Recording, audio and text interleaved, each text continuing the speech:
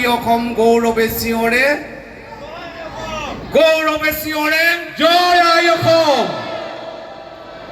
অসম জাতীয়তাবাদী যুৱ পৰিষদৰ উদ্যোগত অনুষ্ঠিত হোৱা অসম দিৱস অৰ্থাৎ চাওলুং চুকাফাৰ অসম আগমন পালন কৰা হয়। কাৰণ চাওলুং চুকাফাই অসমত প্ৰৱেশ কৰা দিনটোৰ পৰাই বৃহত্তৰ অসমীয়া জাতি গঠনৰ প্ৰক্ৰিয়াটো আৰম্ভ হৈছিল। চুকাফাই প্ৰতিষ্ঠা কৰিছিল বৰ অসম, বৰ অসমৰ ভেটি আৰু অসমত বসবাস কৰা সকলো জাতি জনগোষ্ঠী একত্ৰিত কৰি অসমৰ সকলোকে সমন্বয়ৰ ভেটি বান্ধি সম্প্ৰীতিৰ ভেটি বান্ধি তেওঁ বৰ অসমৰ গঢ়াৰ প্ৰক্ৰিয়াটো আৰম্ভ কৰিছিল। আৰু পৰৱৰ্তী সময়ত বিগত 800-1000 বছৰ চাওলুং চুকাফাৰ এই দিনটোৰ পৰা আজি তাৰিখলৈকে আমি বৃহত্তৰ অসমীয়া জাতি হিচাপে চিনাকি দি বিশ্বৰ বুকুত গৌৰৱে চিঞৰো জয় আই অসম।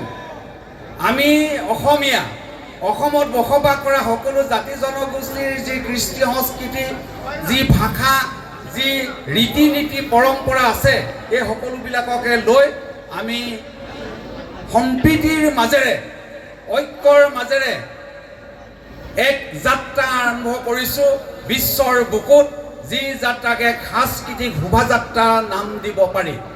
এইখন অসমত সকলোবিলাক সম্প্ৰদায় আছে, সকলোবিলাক জাতি আছে, সকলো ধৰ্মাৱলম্বীৰ লোকে বসবাস কৰিছে সম্প্ৰীতিৰ মাজেৰে। এয়া চুকাফাই দেখুৱাই থৈ যোৱা এক মসৃণ পথ, চুকাফাই দেখুৱাই থৈ গৈছে সম্প্ৰীতিৰ পথ। চুকাফাৰ আগমনৰ 200-250-300 বছৰ পিছত অসমত কাৰ আৱিৰ্ভাৱ হ'ল? মহাপুৰুষ শংকৰদেৱৰ আৱিৰ্ভাৱ হ'ল। আৰু মহাপুৰুষ শংকৰদেৱে নৱবৈষ্ণৱ ধৰ্মৰ জৰিয়তে অসমৰ সকলো মানুহৰ মাজত একতাৰ দোলেৰে বান্ধি হৰিনাম ৰসেৰে অমৃতৰ বাণী বোৱাই অসমৰ অসমীয়াক একত্ৰিত কৰি বৰ অসম গঢ়াৰ যি দুৰ্বাৰ হেঁপাহ, এই দুৰ্বাৰ হেঁপাহক সাকাৰ কৰিবৰ কাৰণে উঠি পৰি লাগিলে। বিপিন ককাইদেৱে গাব, সাম্প্ৰতিক অসমত যিকেইজন গায়কে